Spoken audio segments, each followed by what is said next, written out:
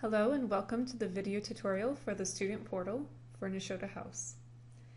The easiest way to access the student portal is to go to the Nashotah House homepage, hover over Current Students, and then select Student Portal.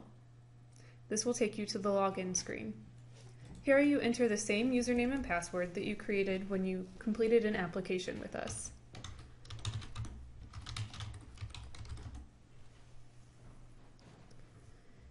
This will take you to the main screen of the student portal.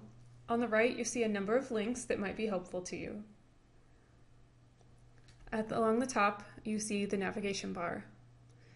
The portal has a number of functions, the first of which is registration for courses. To register, go to Registration, enter requests, and then make sure that you have selected the correct academic year and term. Here we see that our test student, Clark Kent, has already registered for a course. However, we can edit his request in exactly the same way that you would enter a new one, and that is by selecting Edit Requests. Here you will see a number of drop-down menus, and those menus may be different depending on which program you are enrolled in here at the house. For Clark Kent, we see only one drop-down. He's registered as a current distance student, so he can only take one course at a time. Let's say that he wants to take Old Testament as a new student for this coming summer.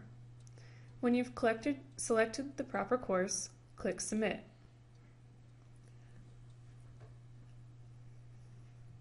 This will send your request to the registrar's office.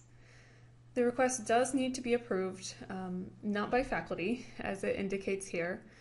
That's not something that you need to worry about, but it does need to be approved by the registrar's office. Once your request has been approved, it will show up under Registration and then Schedule.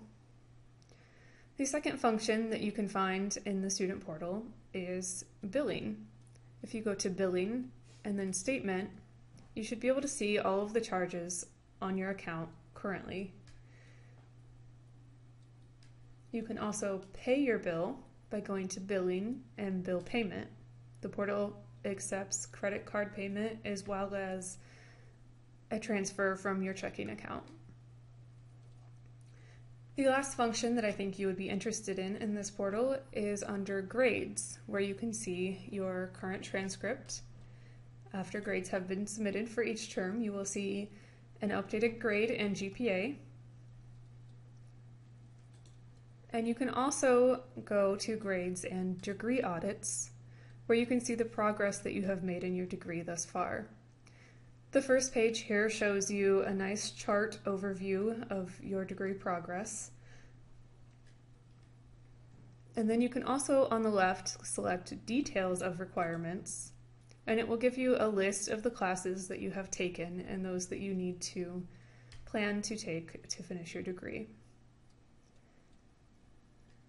The last function that is seen in this section is the what if scenario. So if you're considering changing concentrations or switching degrees entirely, let's pretend that Clark Kent is interested in switching to the Master of Divinity. He would select that degree and then select Calculate Scenario.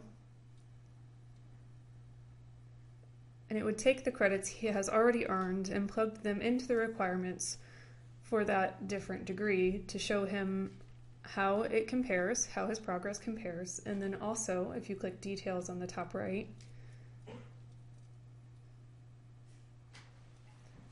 it would show the specific courses that are still needed to complete that degree. I hope that this tutorial was helpful for you in learning to use the student portal. As always, if you have any questions, please let us know.